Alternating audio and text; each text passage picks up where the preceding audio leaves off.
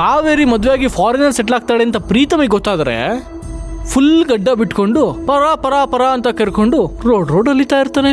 ನಮ್ ಕಾವೇರಿ ಮದ್ವೆ ಆದ್ರೆ ಅವನ್ ಯಾಕ್ರಿ ಹುಚ್ಚ ಆಗ್ತಾನೆ? ಹೇಳ್ದ ಕಾವೇರಿ?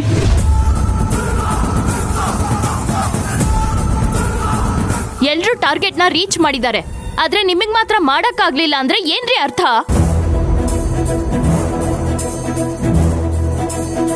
ಮೇಡಮ್ ಅದು ಮಿಸ್ಟರ್ ಆದಿ, ಆಫೀಸಲ್ಲಿ ಕೆಲಸ ಮಾಡೋದು ಅಂದ್ರೆ ಯಾರೋ ಮಾಡಿರೋ ರವೆ ಉಂಡೆನ ತಿಂದಾಗಲ್ಲ. ಮೊದಲು ಕೆಲ್ಸದ ಮೇಲೆ ನಿಗಾ ವಹಿಸಿ, ಆಗ ಟಾರ್ಗೆಟ್ ತಾನಾಗೆ ರೀಚ್ ಆಗತ್ತೆ. ಅದನ್ನ ಬಿಟ್ಟು ಇನ್ನೊಬ್ರು ಕಾಲ್ ಎಳೆಯೋದು, ಇನ್ನೊಬ್ರು ವಿಷಯದಲ್ಲಿ ಮೂಗ್ ತುರ್ಸೋದನ್ನ ಮಾಡಿದ್ರೆ ಹೀಗೆ ಎಲ್ರಿಗಿಂತ ಹಿಂದೆ ಉಳಿಬೇಕಾಗತ್ತೆ. ಬೆಳಗ್ಗೆದೆಲ್ಲ ಸೇರಿಸಿ ಹೋಲ್ಸೇಲ ಉಗಿದು ಹೋಲ್ಸೇಲಾಗಿ ನಾನು ಪಿಂಡ ಕಟ್ಟೋ ಥರ ಕಾಣ್ತಾ ಇದ್ದಾಳಲ್ಲ.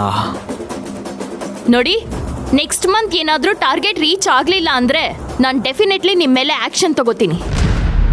ಶೂರ್ ಮೇಡಮ್, ತಲೆ ಮೇಲೆ ತಲೆ ಬಿದ್ದರೂ ಟಾರ್ಗೆಟ್ ಮಾತ್ರ ಮಿಸ್ ಆಗಲ್ಲ. ಸಾರಿ. ಸಿಡಾಮ್.